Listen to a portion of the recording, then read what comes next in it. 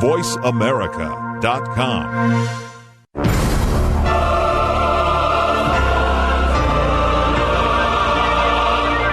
Welcome to Crime Prevention 101 with host Susan Bartlestone. We're so happy you've joined us this weekend. Over the next hour, you'll learn the tips, tricks, and vital information that'll help you keep yourself confident and safe. Now, here's the host of Crime Prevention 101, Susan Bartlestone.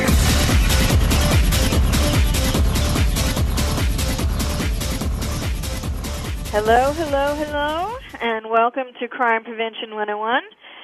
This is Susan Bartlestone, and I'm here with one of my partners in crime, Nancy Birnbaum, or Nancy B as I call her. Hi, Susan B, and everybody listening out there. She's the every person today. She asks the questions that I forget people need to know about, and I love having her with me. Thank you. Just call me Every Gal. Every Gal. Okay. Miss Nancy B, Every Gal. All right. Now, we were talking last show about, our theme for August is home safety, and we're talking about burglaries, and we're talking about home invasions, and we're going to follow along with that theme. This will be our last show on that theme, and we were talking with a home security specialist about alarms, and there were just two things that I thought I'd like to mention. Add to that we didn't get to. That I didn't get a chance to say. I love what she was saying about alarms.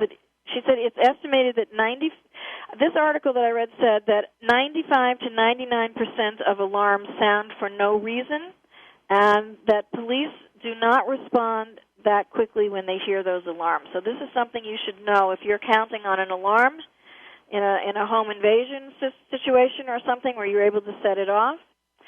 And meaning that should not be your only source of defense. Cannot be your only source of defense. Absolutely. And I mean, I love them. I think they're valid and valuable to have. And maybe if it's a burglary when you're not at home and the burglar breaks in and that alarm comes by, that's one case. But if we kind of finished up our last show talking about panic rooms where you can hide out if there's a home invasion. That alarm is not going to be responded to, that burglar alarm is not going to be responded to as quickly as we might like it to be because of these false alarms. So what is suggested? Well, that's what this show is about. We're going to give some other options for those home invasions. And there's just another point that I wanted to add. A woman had written in to my website, Dear Safety Solutions, to ask me what she should do. She was a mother of triplets, and she was worried about her being alone with her and her kids. And one thing that I didn't get a chance to mention on the show was that number one, of course, we said you don't have to open the door when someone comes to the door. She was concerned about that. You check it out. Yes. You should not. You check out if it really was the repair company or if it really was the gas company that's sending that person. And what I wanted to also tell that woman was that you've got to teach your children about answering the doors and the telephone safely as soon as they are old enough to do it, because we don't want them making those mistakes as well. Excellent. So I wanted to add that. Now, the topic on this show, I want to talk a little bit more about home invasions. Home invasions are defined as occurring when criminals or whoever force their way into an occupied residence to commit a robbery or another crime. And mostly it's not going to be a robbery because most robbers don't want you home when they commit this robbery. If you're there by mistake, that's one story. But most of the people who are really going to force their way into your home are not necessarily after your TV and so forth. So now the topic of home invasion is a really complex one. And I want to finish off the topic of home safety with this topic and give you one more option a couple of more options in home invasion. And I want to read another Dear Safety Solutions letter. This is someone who wrote to me. This is a really scary scenario. And she wrote this, Dear Safety Solutions, you are home alone in your apartment. All of a sudden the doorbell is ringing nonstop. The person is banging on your door to open up and yelling, help me, help me, help me. Your first impulse is to open the door, and you do. You hear someone, right, Nancy B? Yes, you want to help. Yeah, you hear someone help me, help me. You open the door, you realize your mistake, you're frozen with fear. The person facing you does not need assistance. That person has forced his way in there with a ruse. So what do you do? All right, well, first of all, don't open that door. Let the person know. I mean, if you've got that peephole that we recommend that you get, you're looking out there, you just see the one person because you want to make sure there's no other people there. You say, I'm calling the police. I don't open the door. I'll try to help you as much as I can. I can't open the door. I've called the police already. They're going to be here in 5 minutes. Just stay put. We'll do what we can for you. If the person, sometimes they'll say, I'm sick, or my wife is sick, I'm bleeding, or call 911. You know, I've told them someone's bleeding by the door, but you don't. If you're scared, if your gut is telling you, your gut instincts tell you there's something might be wrong here, you don't open that door. No, and even, I would say, even, Susan, if you can look out the peephole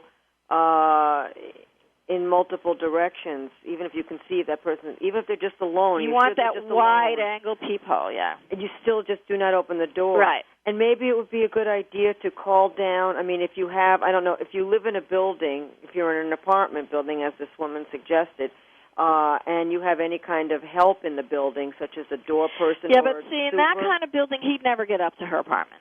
If he's got a doorman or something like that. But you're saying call the super of the building? Yes, just to get them up call there. The police. Well, yeah, call the police first, and then if you have a super or someone that might be able to come up, that is a good idea. If you've got a doorman, I don't think you're going to worry about this problem. No, but it could still happen. Could still happen. So let's talk about now what happens if that person actually does get into your apartment. And I'd like to introduce a buddy of mine. Her name is Lane Therrell, and she had a dangerous situation to face, and she had some hard choices to make. And I'm going to talk to you. And her decision was to get a gun. And I definitely want to present this as an option out there. Now, as always, please remember that there are no absolutes in a crime scenario, and that no advice can address every variable. You know, you're going to have to evaluate each situation individually and respond only in the way that you instinctively judge best. It's my aim on this radio show to provide you with the information and options that will help you make that instinctive assessment quickly. So I want to open up before I bring Lane on. Let me go right to this. This was a historic decision. The U.S. Supreme Court. This was just in the past couple of weeks, I believe, June. right? This is this past June. In a dramatic moment. It was actually the last day of their term.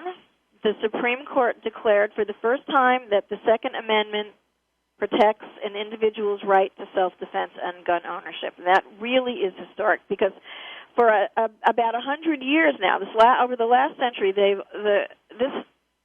amendment has always been interpreted, the right to bear arms, as a collective right, such as with military service,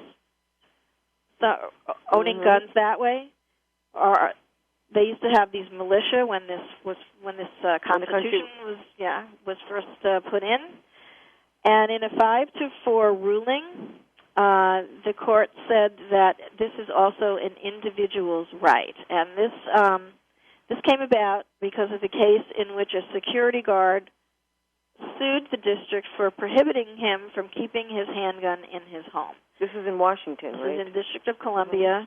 It is in the District of Columbia. It's a crime to carry an unregistered firearm, as it is actually anywhere, I think. But the registration of handguns is prohibited there, and the rules were so strict that basically you couldn't have a handgun in D.C. So this ruling came as a result of that, and it now means that individuals do have the right to bear arms throughout the nation. Absolutely. Okay, so I think let's just take a break here. Let me take a break, and we're going to get our guest on when we come back. Okay, we're going to talk about what happened to Lane Therrell and how she dealt with it by getting her gun. Okay, yeah, it's a fascinating story. So stay with us, right? We'll be right back.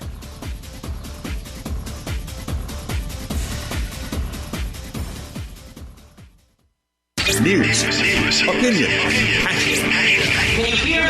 your voice counts. Call toll-free 1-866-472-5787. 1-866-472-5787. VoiceAmerica.com. There's a purpose revolution sweeping the world. Now more than ever before, in the midst of so many things they could do, people are asking what they should do. Since 1991, John Stanko has been helping people all over the world answer these questions. Now, John is bringing his purpose message and philosophy to Voice America, where you will hear from people of purpose like John, who have found what they were created to do. Join John and his guests from around the world every week on his show, Your Purpose Quest, 6 a.m. Pacific, 9 a.m. Eastern. Right here on Voice America. After more than 17 years' experience teaching safety skills to thousands of women and men, crime prevention and personal safety expert Susan Bartlestone concluded that by thinking and responding quickly, ideally within 20 seconds, potentially violent criminal encounters can be prevented. Using techniques from many different disciplines and illustrated by 60 real-life examples and success stories, Susan shows how it's done in her new book, Think Fast and Prevent a Violent Crime, How to Respond to Danger in 20 Seconds or Less. Check out www.fightsafe.com for more information. You'll also find information there on Susan's upcoming Crime Prevention 101 personal safety teleseminars. Think fast, talk fast, fight smart, which stress the many opportunities you have to deter or defuse a criminal encounter and how to use your brains instead of your muscles in a fight. Look for the new book information or sign up for Susan Bartlestone's personal safety seminars at www.fightsafe.com today. Have you ever thought about having your own internet talk show? Well, if you said yes, then click About Us. Then click Be a Host to get more information. Or just call Jeff Spinard at 480-294-6417. Say that again? 480-294-6417. VoiceAmerica.com.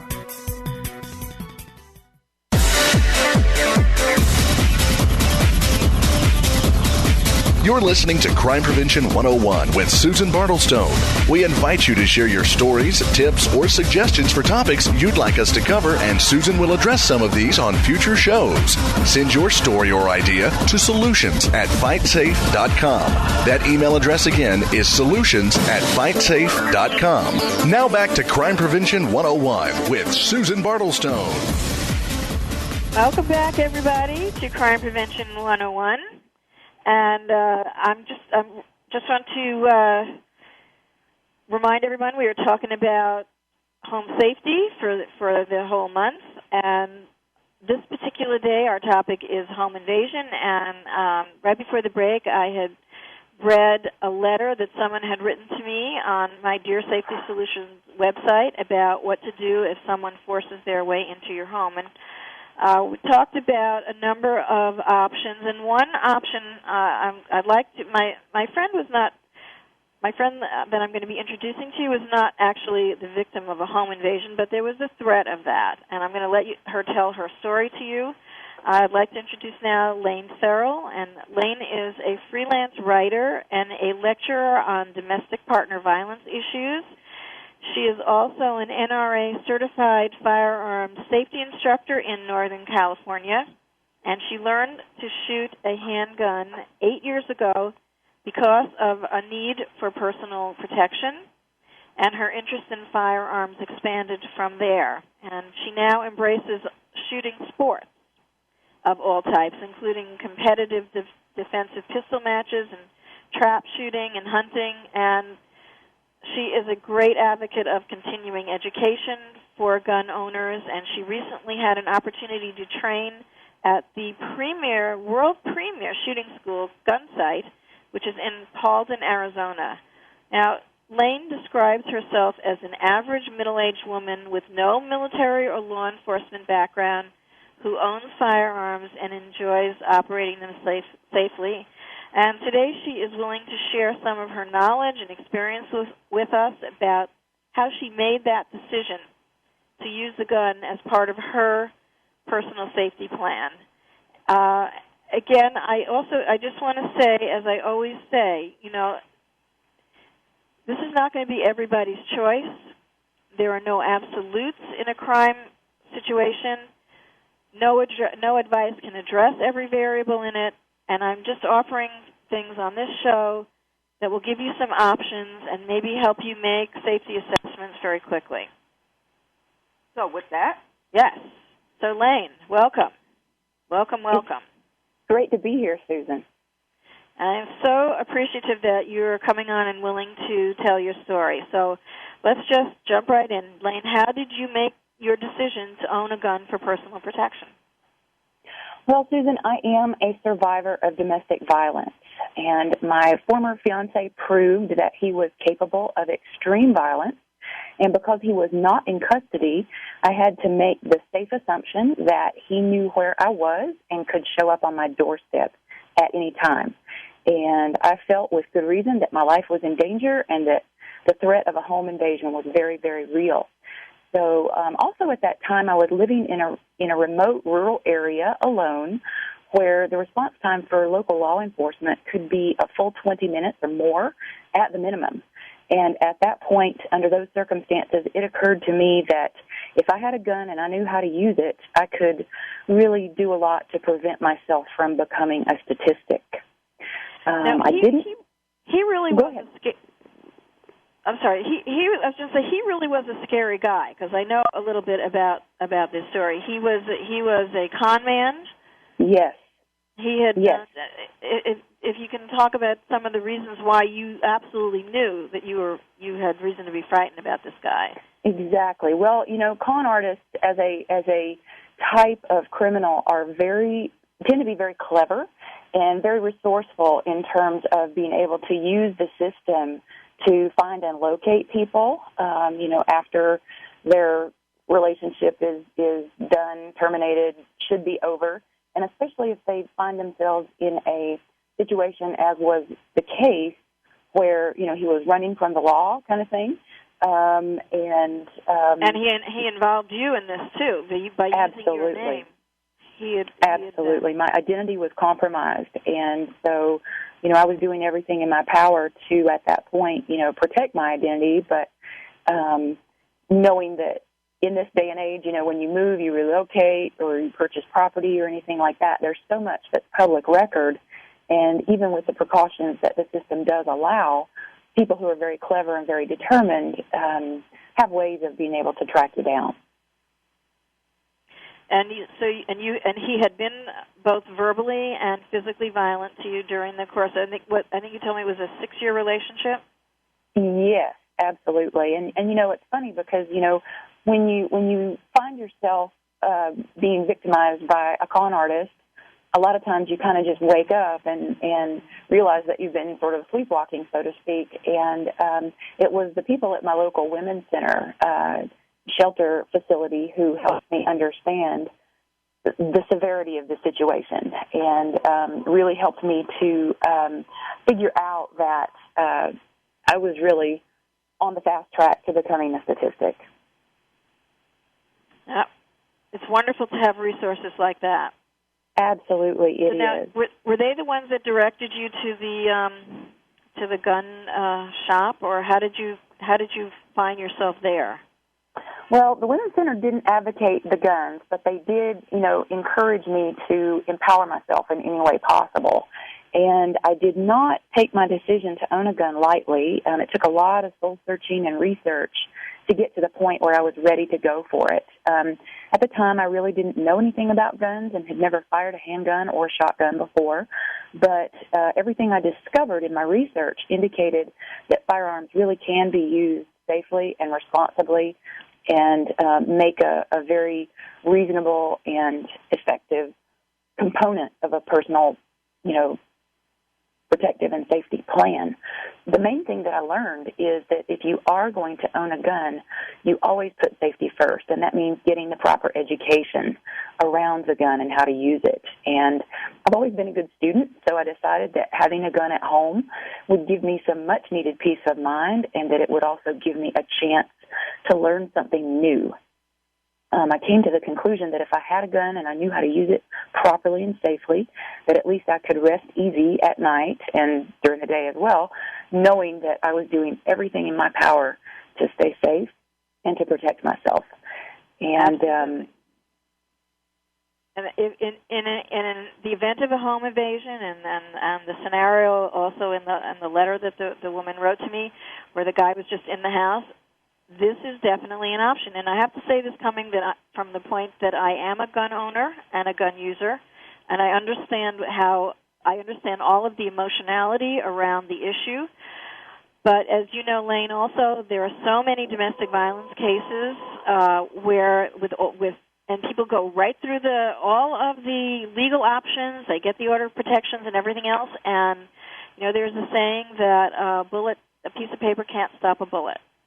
So these things are relatively meaningless if a violent, man or partner is right there face to face with you. So this exactly. And I'd just like to say, that owning a gun is part of my overall personal safety plan, and that includes things that you advocate, Susan, like thinking fast and talking fast and protecting your identity and knowing your neighbors. That's a huge one for me. And I'd just like to clarify that while I did come to the conclusion that owning a gun and learning to operate it safely was the right thing for me, and of course I would have to say that in general I do advocate for gun rights, politically speaking, I do not necessarily believe that everyone should own a gun. Absolutely, too. I totally agree with you on that one. And it's not right for everybody. Mm-hmm. And you have to have a certain mindset and investment in order for it to be useful. One of the things that I often tell people is if you get a gun in that house and you're not prepared mentally to use it, it is useless to you and dangerous because it can be taken away from you. Absolutely. You can't just pick up your husband or partner's gun and point it shaking at somebody and say, keep your hands up. Not going to work. It's so true. I'm just going to jump in here for a second, Lane and Susan, because I don't own a gun. I'm Nancy. And when you say there are certain people that you would say it's not the best choice for, can you just elaborate briefly on that? Absolutely. Well, right when you're thinking about getting a gun, you really got to get real with yourself. If you're an alcoholic or a drug addict, or if you have a violent temper, or if you're subject to extreme depression, despair, hostility, emotions, guns are not for you. And as you know, gun ownership is a really highly regulated state and federal law concern, and federal law prevents the sale of firearms to alcoholics, drug addicts, and former mental patients, as well as convicted criminals. And there's more to it than that as well. If you sleepwalk or otherwise act out your dreams in the sleep state, guns aren't for you. And the biggest test of all is this: if you wholeheartedly believe that you could never, ever, under any circumstances, take the life of another human being, then a gun is not your best choice for self-defense. And I always like to refer to the immortal words of Asad Mayoub, who is one of the all-time great experts on firearms for self-defense. Indeed, and he says that a gun scares bad guys more than Dobermans, mace, or anything else, but it only works when you're prepared to use it. And that is the truth. Mm-hmm, and we do hear a lot of those arguments that you mentioned earlier, Susan, about people who say that you're more likely to be killed by your own gun than to actually stop a crime with one. But if we take that argument apart and we see why they say that, think about it. Think about how a criminal mind works. They come into your home all amped up and wired for the job, and they are prepared to kill to get what they want. And the homeowner that they are, attacking is reacting from a state of peace and a place of surprise. And that doesn't, so therefore the homeowner doesn't have the same aggressive intention as the intruder in that present moment. And so because of that, the homeowner may be slow enough to react and come to that point of being able to take the life of the intruder, and they're slow enough that the intruder is able to take the gun away. But in reality, that loaded gun in your hand is often enough to stop trouble just by the fact that it's there. And the key to it all is making it abundantly clear to that intruder through your words, your actions, your energy, and your body language that you are fully prepared and capable of shooting him to death. And this confidence actually speaks to the topic that we're going to go on to next, and that is how to get the kind of training for yourself to give you that skill and to give you that confidence. And, I'm just going to throw out here that I think that if people are in a dangerous situation and they're feeling vulnerable and they're considering this, that maybe looking into some of the ways that they can get training might help them make the decision. Absolutely. And I want to talk about your own training, and I'd like you to tell me about your experience at the Gun Sight Academy. Where let's take a quick break now, and we're going to come back and pick up with this. Okay?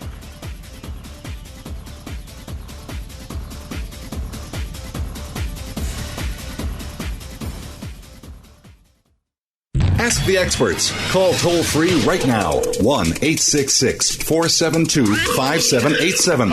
And ask our all-star team to answer your question. That's 1-866-472-5787. Thank you for calling. VoiceAmerica.com. After more than 17 years' experience teaching safety skills to thousands of women and men, crime prevention and personal safety expert Susan Bartlestone concluded that by thinking and responding quickly, ideally within 20 seconds, potentially violent criminal encounters can be prevented. Using techniques from many different disciplines and illustrated by 60 real-life examples and success stories, Susan shows how it's done in her new book, Think Fast and Prevent a Violent Crime, How to Respond to Danger in 20 Seconds or Less. Check out www.fightsafe.com for more information. You'll also find information there on Susan's upcoming Crime Prevention 101 personal safety teleseminars. Think fast, talk fast, fight smart would stress the many opportunities you have to deter or defuse a criminal encounter and how to use your brains instead of your muscles in a fight. Look for the new book information or sign up for Susan Bartlestone's personal safety seminars at www.fightsafe.com today. Talk, talk, talk. That's all we do is talk. If you'd like to talk, call us toll-free right now at 1-866-472-5787. 1-866-472-5787. That's it. VoiceAmerica.com.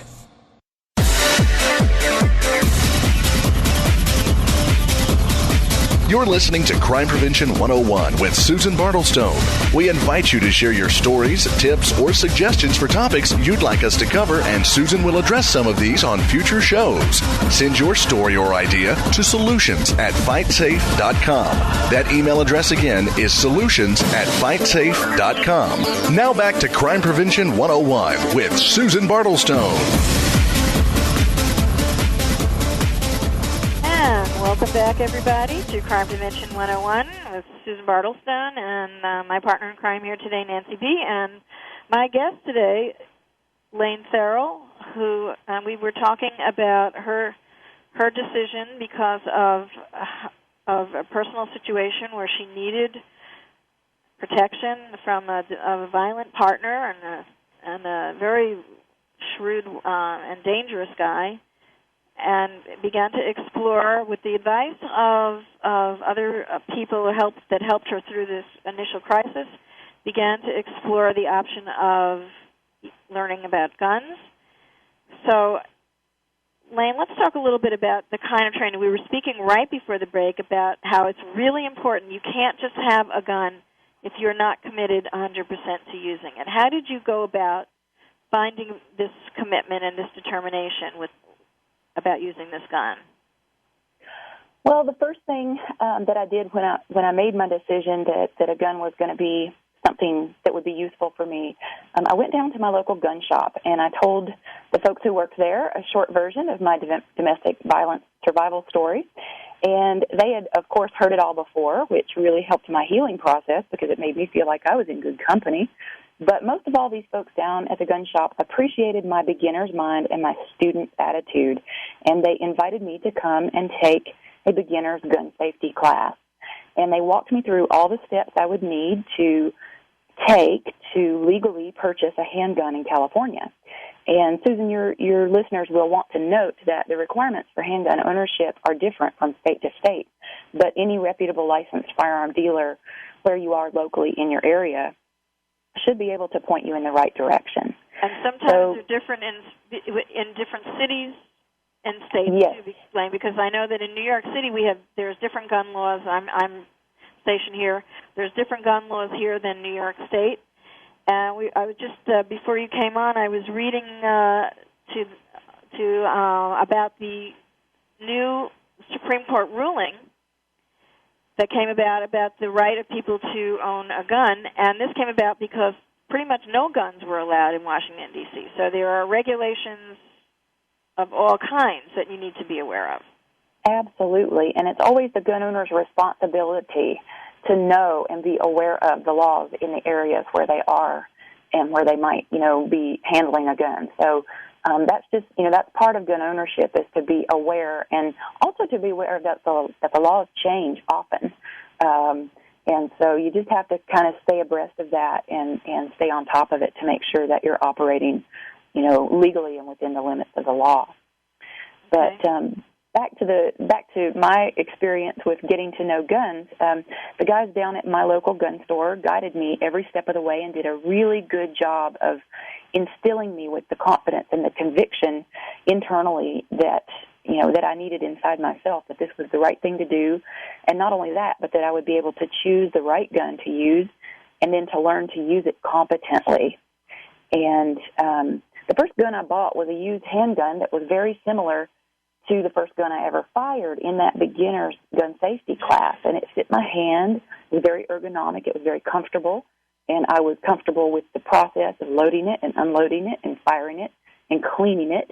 And that's really an important point, because if the gun doesn't feel good in your hand, this is not a light decision. If you are desperate or frightened or vulnerable enough to come to this choice, you've got to feel comfortable with it, or it's not going to work for you. Absolutely, and feeling comfortable with it, helps you in a couple of ways. First of all, it helps you to be, more accurate, because if you're comfortable handling the gun, if it fits your hand and feels good, you're going to be able to concentrate more on your breathing and all the different techniques that it's going to help you put that projectile on the target where you want to put it. The other part of it is if you like the gun, you're going to be more willing to practice with it often and more and stay in practice with it over time. And that's just something that I really like to emphasize with people, is that,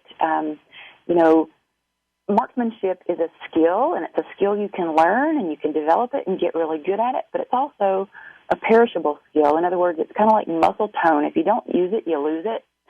And so if you like your gun and it's comfortable, you're going to be more likely to say yes when the opportunity arises for you to go down to the range and practice and stay in practice with your gun. That is critical for any skill. But again, and I can't emphasize this enough, if you're struggling with a moral decision about this, or whether this is the right thing for you or not, the more that you actually get a chance to practice with it, the stronger you're going to be in your conviction that, yes, this is the right thing for me, or yes, it's not. And you can always walk away from it if you decide it's not. Correct? And that is so... Practice, and as an NRA instructor, you know that it's true. Is it easy to find NRA classes, by the way?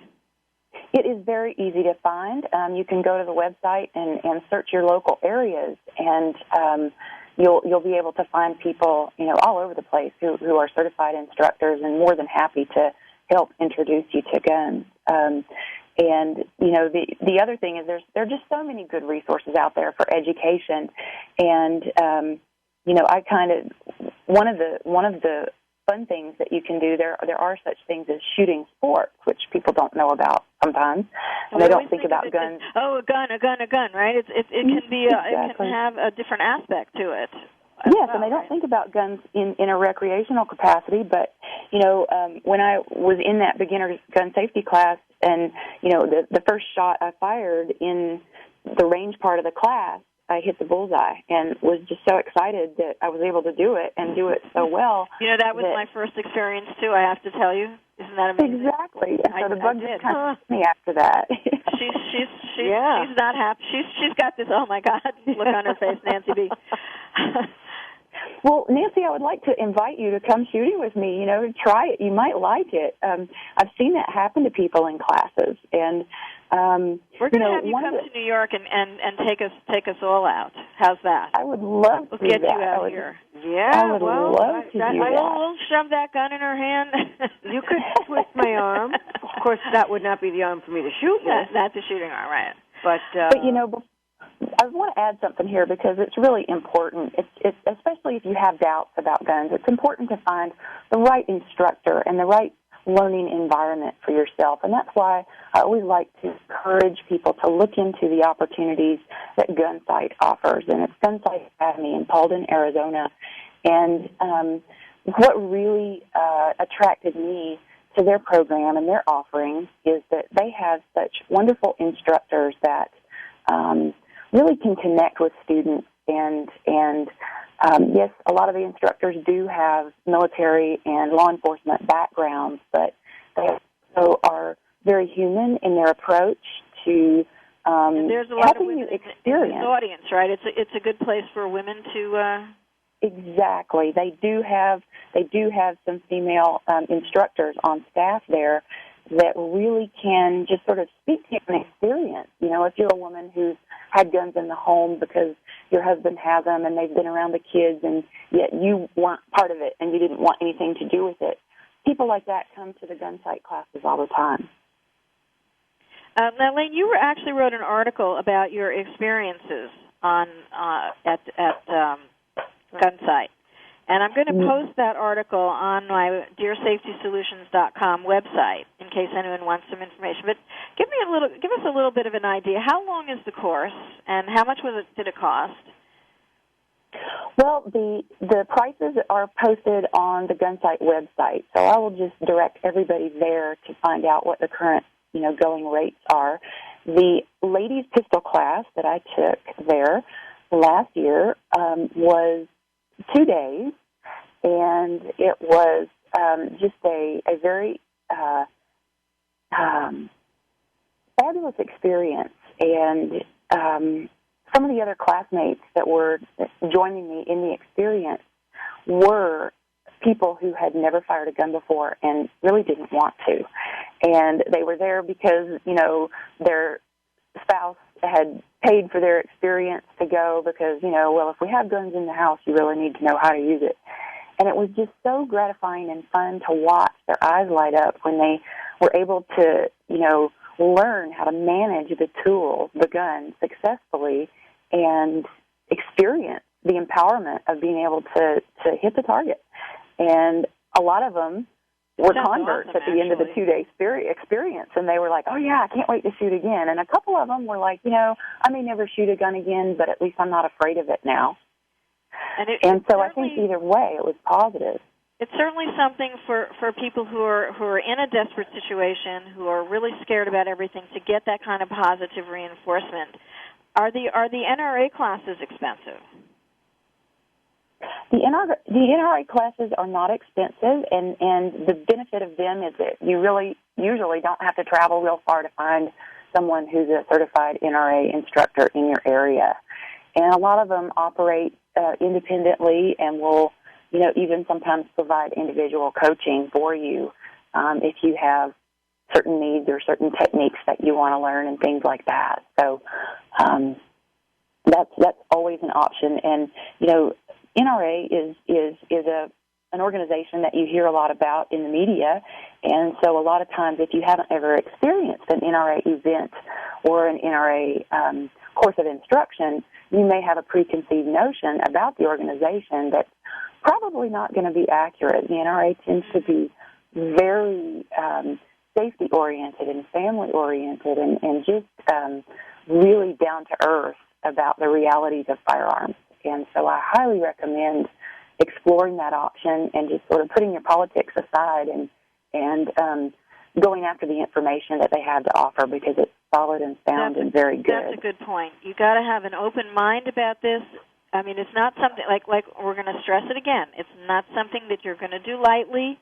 If you're fearful about crime, if you're in a domestic violence situation, that's going wrong. And I'm talking about you're not living with the partner.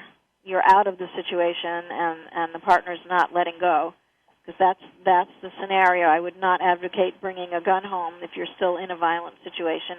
I want to make that really clear. That is really dangerous. And also, when I was actually teaching self-defense classes, I used to get women coming in who told me they were in domestic violence situations, and they wanted to learn self-defense in order to make him, to know what to do when he got violent with them. And I said, you cannot take this class. This is not the place for this kind of weapon, and it's not the place for a gun. But when you're out of the situation and you're trying to get out, change your life around, and you're being stalked or chased or hounded or whatever, this is now what we're thinking about it. And you've got mechanisms here to get some education and a chance to see if it will work for you. So, Lane, let's hold this thought. We're going to take a break, and we're going to come back, and I want to talk a little bit more about gun sight and some of the other things that people can do regarding this issue. So stay tuned.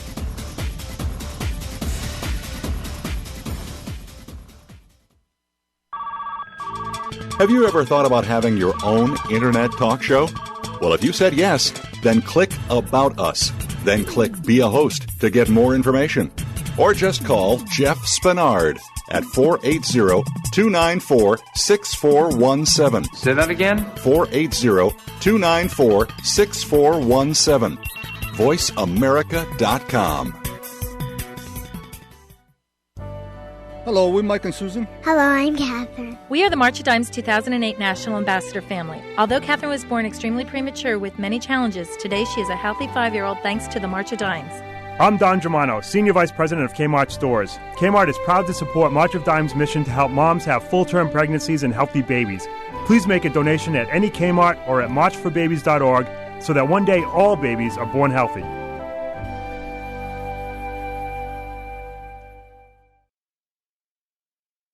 Divorce, child custody, support, and visitation, division of property, attorneys, court. Just the thought of divorce is stressful enough. Never mind the combative, destructive, and expensive process. Is there a better way? Yes, divorce mediation. On Divorce Mediation, Myths and Facts, host Philip Mulford, one of the country's top divorce mediators, will discuss this incredibly successful alternative. Formerly a practicing attorney, Philip will explore the myths and facts about a process that has kept his clients out of court and saved them thousands of dollars. If you aren't familiar with divorce mediation, or your lawyer has told you it's not appropriate for your case, this show is for you. After listening to Divorce Mediation, Myths and Facts, you'll tell anyone considering a divorce, go to mediation first. Divorce Mediation, changing the culture of divorce. After more than 17 years' experience teaching safety skills to thousands of women and men, crime prevention and personal safety expert Susan Bartlestone concluded that by thinking and responding quickly, ideally within 20 seconds, potentially violent criminal encounters can be prevented. Using techniques from many different disciplines and illustrated by 60 real-life examples and success stories, Susan shows how it's done in her new book, Think Fast and Prevent a Violent Crime, How to Respond to Danger in 20 Seconds or Less. Check out www.fightsafe.com for more information. You'll also find information there on Susan's upcoming Crime Prevention 101 personal safety teleseminars. Think fast, talk fast, fight smart, which stress the many opportunities you have to deter or defuse a criminal encounter and how to use your brains instead of your muscles in a fight. Look for the new book information or sign up for Susan Bartlestone's personal safety seminars at www.fightsafe.com today. News, opinion, your voice counts. Call toll-free 1-866-472-5787. 1-866-472-5787. VoiceAmerica.com.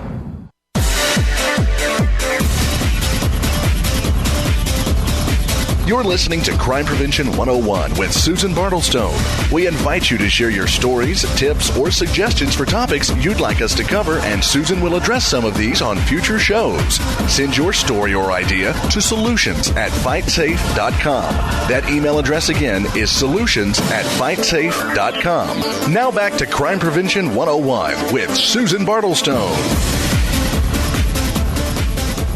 And welcome back again to Crime Prevention 101, and this is Susan Bartlestone and Nancy B., and we're talking with Lane Therrell, who had to face a difficult domestic violence situation and decided one of her options was going to be to get a gun and learn how to use that gun, and then eventually got to really enjoy having that gun. And we were talking about a commitment a few minutes ago to use the gun in certain situations where you might want to use it. And I just remembered in my files, and I just grabbed it, that an article I saw about this man and his wife who were arrested, and this was in Virginia Beach, Virginia, and they were charged with burglary and other crimes for having stalked a woman for more than 2 years.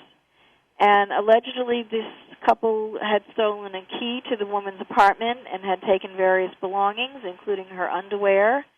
And, in fact, they had taken this stuff and put it in plastic bags with dates and everything, and they had more than 1,000 photographs of the woman. This is, again, these are the kinds of situations that we're really talking about. It's one thing to like a gun for sport, and it's another thing also to need a gun to feel safe from being vulnerable again.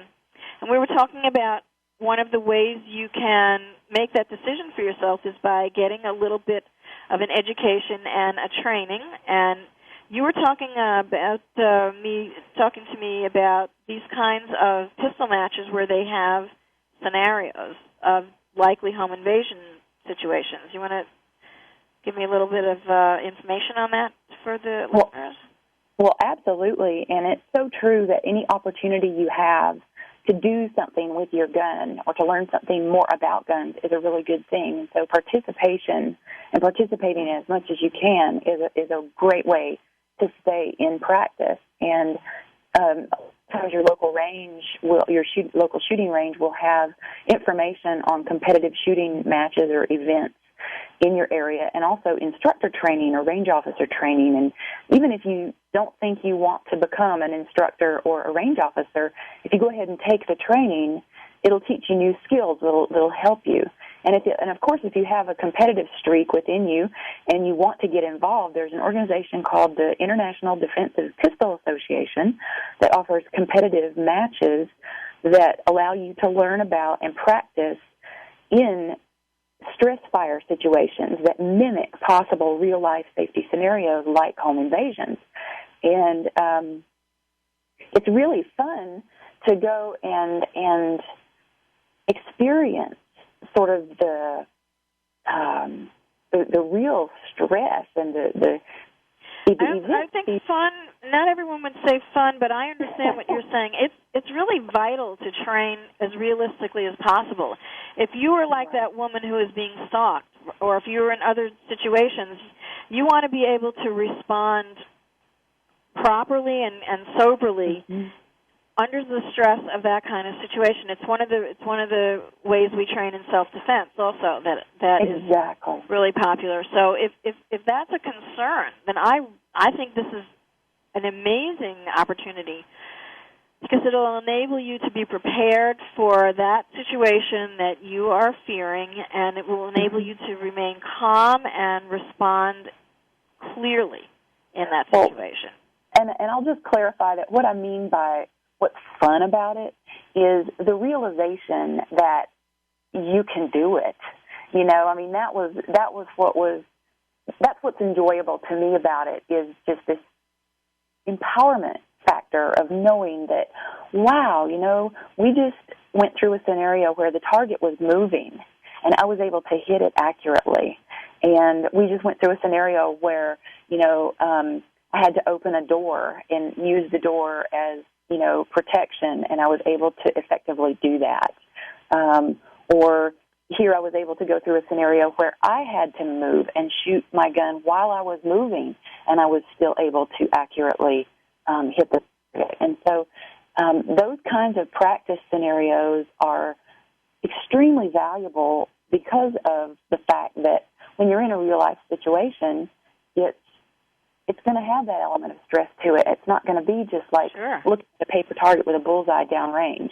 And and that kind of training is what's going to prepare you to take sober and conscious action as what you're doing. And it also speaks to the question of the victim mentality, because so much of an aftermath of domestic violence situations, there's emotional abuse and there's verbal abuse, and it's very common for the person in that situation to really take this on herself. It's my fault. I must be doing something wrong, and really kind of succumb to that victim mentality. And the idea that you can overcome this by doing it is extremely important. I'm just going to interject here. This is Nancy B., and I know we only have a few minutes left, but in my role sort of as the every gal on the show, as opposed to the two experts like Susan and Lane here, listening to this conversation, it's very provocative and interesting, because it makes me, who is not a gun owner, I've never held a gun, and I lean, I guess, more to those people that do believe maybe in not having a gun and in gun control, and I've always been of the mind that, maybe it's more dangerous to have all these guns than not.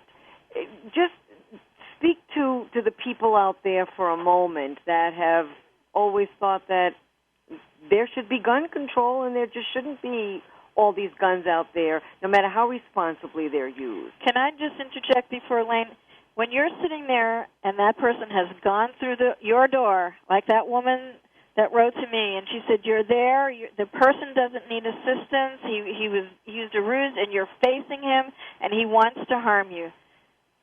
That's the rationale for it. That's the reason for it. Well, then why are so many people against it? Well, Lane, I don't know.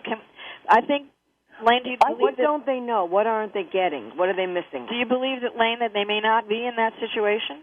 I think either they haven't been in the situation where they were truly threatened, or I think that they just haven't experienced what a gun really is and can do for them. This show is not really. I'm not advocating a gun, and I'm not advocating it. I understand people get killed, and it's an emotional issue. But when that person has gone through the door, or when you're being stalked, or you're in a situation like Lane's where she had real reason to fear, that gun is an option. It's a viable option. Well, think of it this way, Nancy. A gun is a tool, and it's a tool to be managed. And it's the intent of the person who is managing the tool that creates the situation of control, whether it's the situation where the gun is there for protection and safety, or whether the gun is there for a malicious purpose. That's right. And the gun is a tool, and it's the intent of the person handling the tool that makes all the difference. That's an excellent point. I mean, I think that addresses the question. All right, now, Lane, we're winding down another show. I thank you so much for coming on and talking with me and telling your story. I'm going to have links on my website, dearsafetysolutions.com, to your article on training at Gunsight for anyone that might be interested in that. I'm going to put some links up for the NRA and the Handgun Club of America on that. Anyone who, Lane has advised me that she's happy to respond to anyone who has questions about a domestic partner issue. And her email is rightlane, RIGHTLANE, survival.com. It's going to be on my website. For those of you, please, if you are a survivor of this kind of crime, like we talked about, nothing that happened to you is your fault. Understand that. Call yourself a survivor, not a victim. Get information. There's options for you out there. Next week we're going to have a wonderful show. We're going to be talking about how men can stop rape, and yes, they can. And there's an amazing organization of men out there who are changing the attitude of thousands of young men and boys with this message. So stay tuned and stay safe.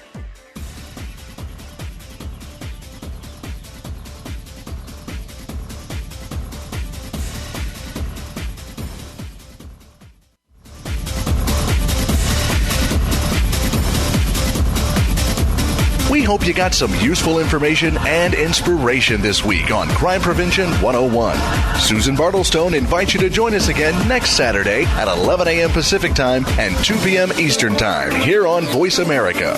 Have a great weekend and a safe weekend.